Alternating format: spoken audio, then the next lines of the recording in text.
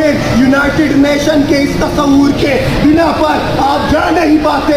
آپ سمجھتے ہوگے کہ ہم کس طرح جہاد کے لیے جائیں. اس کی وجہ یہی ہے کہ آج خلافت کا قیام نہیں ہے, آج اسلامی نظام کا قیام نہیں ہے. اور اب سے اے جوانوں اٹھو, یہ ذمہ داری تم پر ہے, بوڑھوں پر ہے, تم سب کے اوپر ہے کہ اسلام کے نظام کے لیے اٹھو, خلافت کے نظام کے لیے اٹھو, اپنی سرزمین کے لیے اٹھو, انبیاء کی سرزمین کے لیے اٹھو.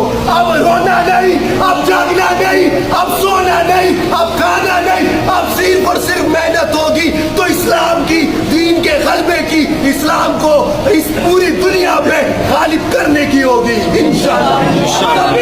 اللہ اکبر. جزاک اللہ میرے بھائیوں, اور یہ حوصلے کو کبھی ان حکمرانوں کے آگے کمزور ہونے مت دینا. ٹھیک ہے, جزاک اللہ خیر. السلام علیکم.